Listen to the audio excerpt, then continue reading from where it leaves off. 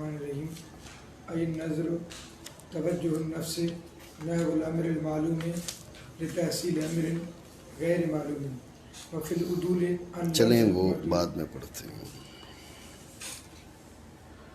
بسم اللہ الرحمن الرحیم.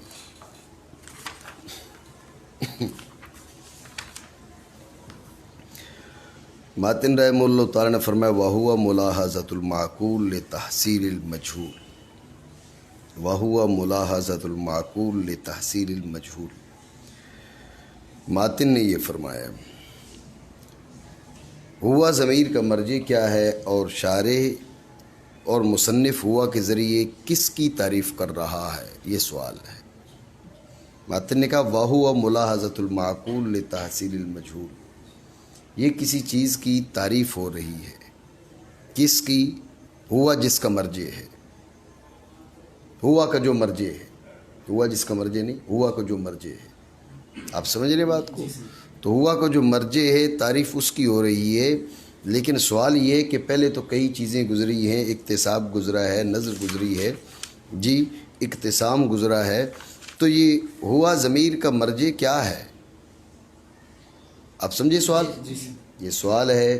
تو شارح نے اس کا جواب دیتے ہوئے کہا ای نظرو، ہوا کا مرجع نظر ہے. یہ نظر و فکر کی تعریف ہو رہی ہے اور کوئی بات نہیں. بات سمجھے نہیں؟ ٹھیک ہو گیا. اس کے بعد ماتن نے کہا ملاحظۃ المعقول لتحصیل المجہول. ملاحظۃ المعقول لتحصیل المجہول، معقول کا ملاحظہ کرنا. وہ جو ہے معقول کا ملاحظہ کرنا. معقول ملاحظہ مصدر ہے. مصدر کی اضافت فاعل کی جانب بھی ہوتی ہے اور مفعول کی جانب بھی ہوتی ہے. یہاں ملاحظۃ المعقول، تو یہ ملاحظہ مصدر فاعل کی جانب مضاف ہے یا مفعول کی جانب مضاف ہے؟ تو جو ہے اگر فاعل کی جانب مضاف ہے تو معقول خود ملاحظہ کرے گا. لیکن سوال ہوگا بھئی کس کا؟ سمجھے؟ کس کا ملاحظہ کرے گا، یہ سوال ہوگا. اگر یہ اضافت ہے فاعل کی جانب تو، اور اگر یہ اضافت ہے مفعول کی جانب، معقول کا ملاحظہ کرے گا.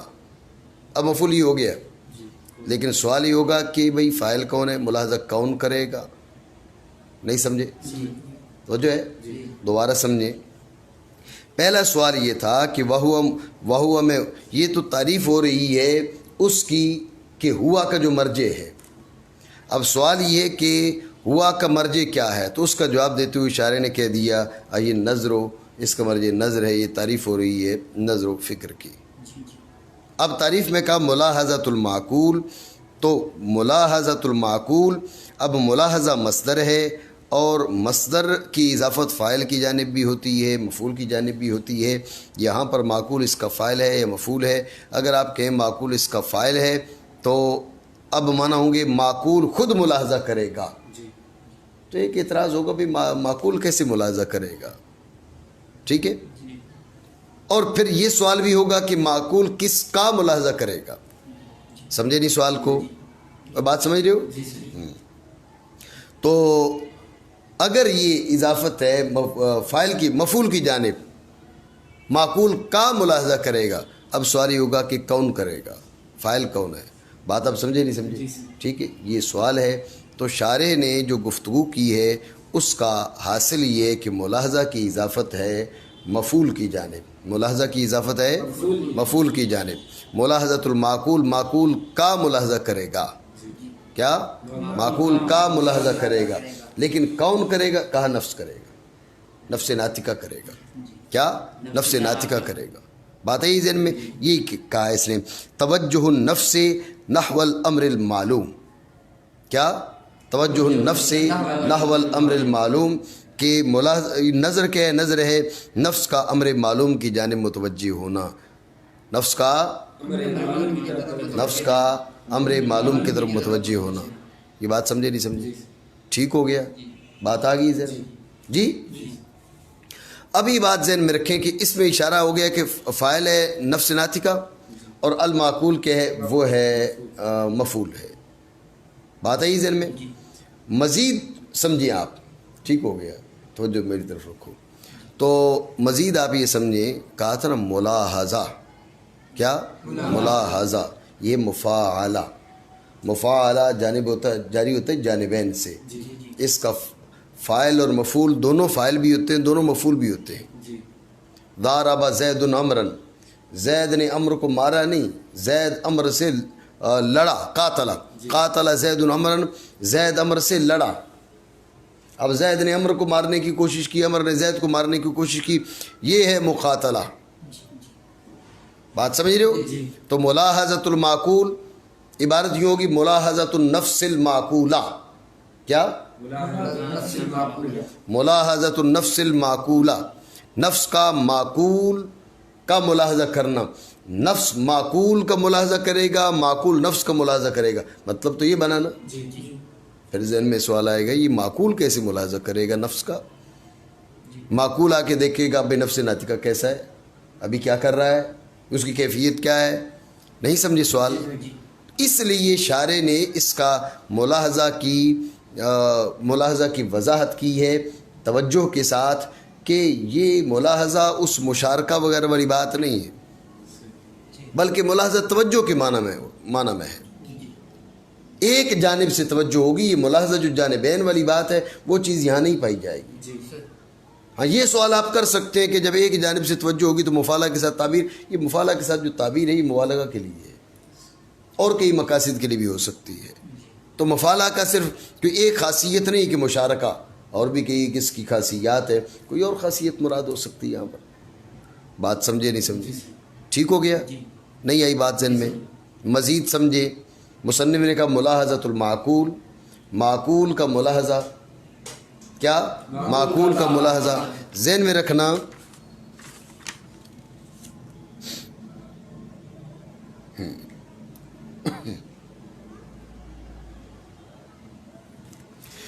معقول اور معلوم کی آگے وضاحت کر رہا ہے, اس لیے یہ بات وہاں کرتے ہیں. ویسے آپ سوال کر سکتے ہیں کہ مصنف نے معقول کہا تو شارع نے جو ہے وہ اس کی وضاحت کی امر معلوم کے ساتھ, کہ معقول سے مراد کیا ہے, امر معلوم ہے. معقول سے مراد ہے امر معلوم. یہ آگے چل کے وضاحت کر رہا ہے, اس لیے یہ بات آگے چل کے کرتے ہیں. میری بات آپ سمجھے نہیں سمجھی؟ ٹھیک ہو گیا؟ مانا کرے یعنی نظر توجہ کرنا ہے نفس کا امر معلوم کی جانب. ماتن نے کہا لتحصیل المجہول, مجہول کا مطلب ہے میرے غیر معلوم. سمجھے بات کو؟ مجہول کا مطلب کیا ہے؟ وہی بات شارع نے کی, لتحصیل امر غیر معلوم ہے. سمجھے؟ امر غیر معلوم کو حاصل کرنے کے لیے. جی. وفي العدول عن لفظ المعلوم الى المعقول فوائد منها التعرض عن الاستعمال اللفظ المشترك في التعريف ومنها التنبيه على ان الفكر انما يجري في المعقولات اي الامور الكليه الحاصله في العقل دون الامور الجزئيه فان الجزئيه لا يكون كاسبا ولا مكتسبا لا يكون كاسبا ولا مكتسبا ومنها رعاية الصدق. تو جو ہے آپ کی تو مصنف نے کہا ملاحظۃ المعقول, تو شارع نے اشارہ کر دیا کہ یہاں پر معقول سے مراد ہے معلوم. معقول سے مراد کیا ہے؟ معلوم. ماتن نے کیا کہا تھا؟ ملاحظۃ المعقول. تو شارع نے اس کی وضاحت میں کہا توجہ النفس نحو الامر المعلوم, کہ نفس کا امر معلوم کی جانب متوجہ ہونا. تو معقول کے معنی معلوم ہی کیے. بات ہے ذہن میں. سوال یہ ہے کہ جب معقول کے معنی معلوم کے ہیں تو پھر معلوم ہی کہہ دیتے. سمجھے بات کو؟ اگر معقول کے معنی معلوم کے ہیں تو پھر معلوم ہی کہہ دیتے, معقول کیوں کہا؟ بات ہے ذہن میں. سمجھے؟ یہ سوال ہے. تو شارع نے اس کا جواب دیا. جواب کی اجمالی تقریر یہ ہے کہ اس میں کئی فائدے ہیں. معلوم کے بجائے معقول کہنے میں کئی فائدے ہیں. ان فوائد کے پیش نظر شارع مصنف نے کیا کیا؟ معلوم نہیں کہا, معقول کہا, اور کوئی بات نہیں. بات ہے ذہن میں. دوبارہ سمجھیں توجہ سے. سوال یہ ہے کہ جب آپ نے کہا، مصنف نے کہا ملاحظۃ المعقول، آپ نے کہا توجہ نفس نحو الامر المعلوم، آپ نے تنبیہ کر دی، آپ نے بتا دیا کہ معقول کے معنی معلوم کے ہیں۔ جب معقول کے معنی معلوم کے ہیں تو پوچھنا یہ ہے کہ پھر معلوم کہہ دیتے، معقول کہنے کی کیا وجہ ہے؟ اور آپ ذہن میں رکھیں کہ معلوم تو نسبتاً معروف بھی ہے، معقول کی نسبت معلوم زیادہ واضح ہے، تو لفظ معلوم استعمال کرتے، لفظ معقول کیوں استعمال کیا؟ تو شارح نے جو جواب دیا ہے اس کی اجمالی تقریر یہ ہے، اس میں کئی فائدے ہیں، معقول کہنے میں کئی فائدے ہیں۔ ان فوائد کے پیش نظر مصنف رحمہ اللہ تعالیٰ نے کیا کہا؟ وہ معقول کہا ہے، معلوم نہیں کہا۔ بات آئی ہے ذہن میں؟ ٹھیک ہو گیا؟ یہ ہے اجمالی تقریر۔ تفصیل اس اجمال کی، پہلا فائدہ آپ ذہن میں رکھیں کہ جو معلوم ہے یہ علم سے ہے، اور علم کئی معنی میں مشترک ہے۔ علم بمعنی تصور بھی ہے، علم بمعنی تصدیق بھی ہے، امور جزیہ کا علم بھی علم ہے، امور کلیہ کا علم بھی علم ہے۔ آپ ذہن میں رکھیں یہ جو مناطقہ ہیں یہ علم کی تقسیم کرتے تصور و تصدیق کی طرف، لیکن شرع شریف کے اندر آپ آ جائیں تو وہ علم کی یہ تصور و تصدیق کی طرف تقسیم نہیں کریں گے۔ علم کے امور جزمیہ اور بالخصوص امور یقینیہ ان پر علم کا اطلاق کیا جاتا ہے، سمجھے بات کو؟ امور تصوریہ، امور ظنیہ، امور مشکوکہ، امور متخیلہ، بات آئی ذہن میں؟ ان پر علم کا اطلاق نہیں پایا جاتا۔ تو علم لفظ مشترک ہے، معلوم لفظ مشترک ہے۔ جب معلوم لفظ مشترک ہے تو اب یہاں کہتے ملاحظۃ المعلوم، تو لفظ مشترک کا تعریف میں استعمال پایا جاتا۔ لفظ مشترک کا تعریف میں استعمال کوئی قابل تعریف بات نہیں ہے۔ تو شارح نے یہ چاہا کہ مصنف رحمہ اللہ تعالیٰ نے چاہا کہ میں لفظ مشترک کے ہے وہ تعریف میں استعمال نہ کروں۔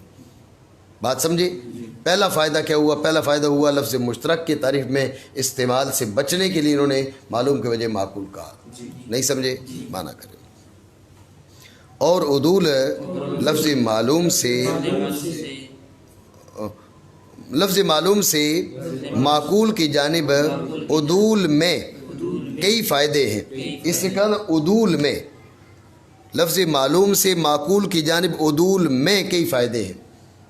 اس پہ اشارہ کر دیا کہ اصل یہاں پر لفظ معلوم ہی ہونا چاہیے تھا، اصل میں لفظ معلوم ہی تھا، اصل میں لفظ معلوم ہونا چاہیے تھا، اس سے اس نے عدول کیے لفظ معقول کی جانب۔ کئی فائدے ہیں، ان میں سے بعض بچنا ہے لفظ مشترک کے استعمال سے تعریف کے اندر۔ یہاں پر ایک فائدہ ذہن میں رکھ لیں کہ تعریفات کے اندر الفاظ مشترکہ، لفظ مشترک کا جو استعمال ہے اس سے بچنا چاہیے، لیکن اس وقت بچنا لازم ہے جب کہ معنی مرادی کی تعیین پر قرینہ نہ ہو۔ تو جو ہے اگر معنی مرادی کی تعیین پر قرینہ موجود ہو، اب لفظ مشترک کا استعمال اس میں کوئی حرج نہیں ہے۔ ٹھیک ہو گیا؟ دوبارہ سمجھیے توجہ سے، آپ یہ تعریفات کے اندر اس جو نا ابتدائی کتب کے اندر یہ بات پڑھتے رہے کہ بھئی لفظ مشترک کو تعریف میں استعمال نہ کیا جائے، تو لفظ مشترک تعریف میں استعمال کرنا قابل تعریف بات نہیں ہے، اس سے بچنا چاہیے۔ اعتراض مطلوب ہے، تو اعتراض کب مطلوب ہے؟ جب کہ لفظ مشترک سے کے معنی مرادی کی تعیین پر قرینہ نہ ہو۔ اگر معنی مرادی کی تعیین پر قرینہ ہو، اب لفظ مشترک کے استعمال میں کوئی حرج نہیں ہے، یہ بات ذہن میں رکھ لیں۔ ٹھیک ہو گیا؟ تو بہرحال یہ ضمنی طور پر فائدہ میں نے تمہیں بتا دیا۔ دوسرا فائدہ یہ بات ذہن میں رکھیں کہ امور کی دو قسمیں، امور کلیہ اور امور جزیہ۔ امور کلیہ اور امور جزیہ، تو جو جزی ہے نہ وہ کاسب ہوتی ہے نہ مکتسب ہوتی ہے۔ کیا؟ جزی نہ کاسب ہوتی ہے نہ مکتسب ہوتی ہے۔ توحید یہاں بیٹھا ہوا ہے، اب توحید کا جو قعود و جلوس ہے، توحید کا قعود، اس سے استدلال کر کے ہم پہنچے حامد کے قعود تک نہیں پہنچ سکتے۔ یعنی توحید کا قعود کیا ہے؟ وہ حامد کے قعود تک وہ موصل ہو، اس کے علم کو ترتیب، اس کی قعود کو ترتیب دے کر کچھ اور چیزیں ملا کر ہم کہ وہ دوسرے کے قعود تک پہنچ جائیں، یہ بالکل لازم نہیں ہے۔ یعنی یہ علم جزی ہے، یہ کاسب نہیں ہے۔ ٹھیک ہے؟ کاسب ہونے کا مطلب ہے کہ یہ نظر و فکر میں واقع نہیں ہوتا۔ اب دیکھیں توحید بیٹھا ہوا ہے، حامد کھڑا ہو سکتا ہے، अच्छा हामिद गैर हाजिर हो सकता है, हामिद बैठा भी हो सकता है, हामिद लेटा भी हो सकता है। तौहीद के बैठे होने से ये कैसे लाजिम आएगा कि हामिद बैठा है, खड़ा है, या सोया है, जाकर है, हाजिर है, गैर हाजिर है? बात आप समझ रहे नहीं? तो जो जुज़ी का इल्म है वो कासिब नहीं बनता। कासिब नहीं बनने का मतलब ये है कि वो नज़र व फ़िक्र के सिलसिले में वाक़ नहीं होता और मुक्तसब भी नहीं होता। मुक्तसब होने का मतलब क्या है? मुक्तसब होने का मतलब ये कि कुछ उमूर, चंद उमूर को मिलाकर उसके इल्म तक रसाई हासिल हो जाए। मुक्तसब होने का मतलब ये है।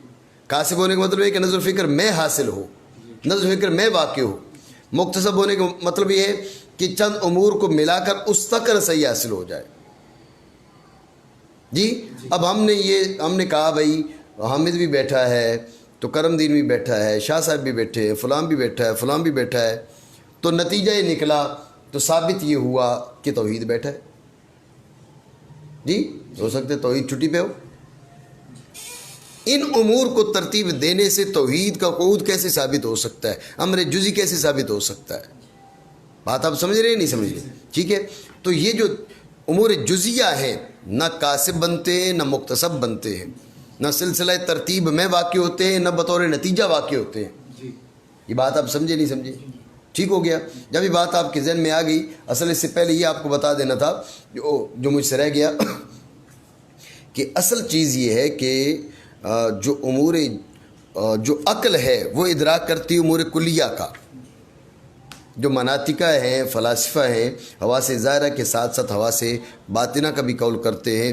हिस्से मुश्तरक है, ख़ज़ाना ख़याल है, वाम है, हाफिज़ा है, क़ुव्वत मुतसरिफ़ा है। ये सूवर जुज़िया, उमूर जुज़िया, उमूर मादिया, इनका हुसूल इन हवास बातिना में माना जाता है।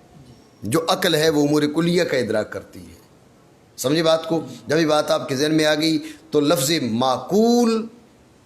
माकूल इशारा कर रहा है उमूर कुलिया की जानिब।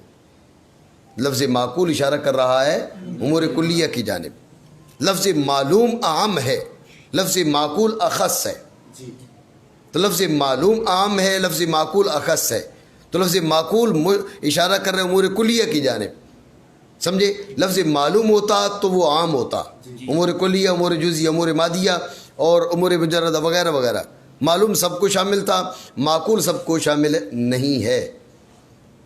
बात है ज़हन में। और दूसरी जानिब क्या है, जो जुज़ी है, न कासिब न मुक्तसब, तो लफ्ज़ माकूल से इशारा कर दिया कि नज़र फ़िक्र उमूर कुलिया में जारी होगी, उमूर जुज़िया में जारी नहीं होगी। मेरी बात समझे नहीं समझे? ठीक हो गया। इसको दोबारा दूसरे अंदाज में समझें।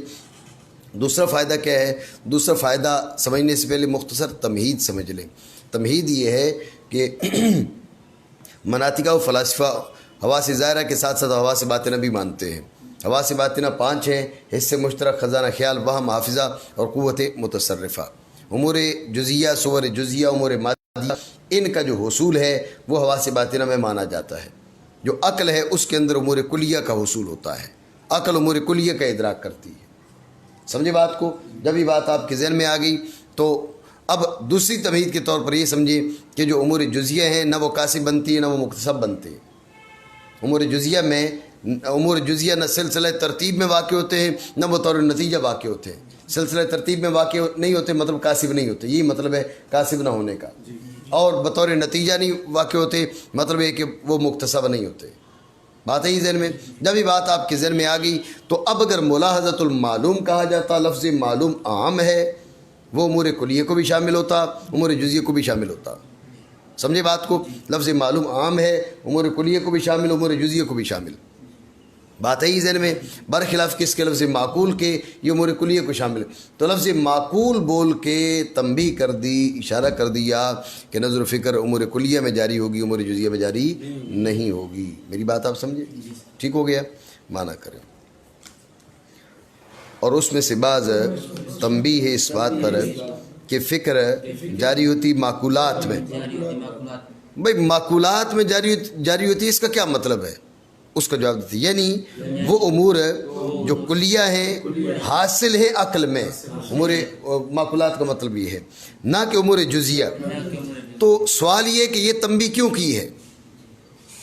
یہ تنبیہ کیوں کی ہے اس کا جواب دیتی ہوں کہ فَإِنَّ الْجُزْئِيَّ لَا يَكُونُ كَاسِبًا وَلَا مُكْتَسَبًا، جو جزئیہ نہ کاسب بنتی ہے نہ مکتسب بنتی ہے، اس لیے اس پر تنبیہ کی ہے، کیونکہ جزئی نہ ہوتی ہے کاسب اور نہ مکتسب۔ توجہ ہے؟ دو فائدے۔ تیسرا فائدہ کیا ہے؟ تیسرا فائدہ ہے کہ رعایت سجا۔ تیسرا فائدہ کیا ہے؟ اور دیکھیں ملاحظۃ المعلوم لتحصیل المجہول، ملاحظۃ المعلوم لتحصیل المجہول سجا نہیں ہے، ملاحظۃ المعقول لتحصیل المجہول سجا ہے۔ سمجھے بات کو؟ تو یہ معقول کا لفظ کے سجا کی رعایت کے لیے بھی کیا گیا استعمال، ٹھیک ہے، اور اس کا بعض سجا کی رعایت ہے۔ کافی ہے آج کے لیے، جائے۔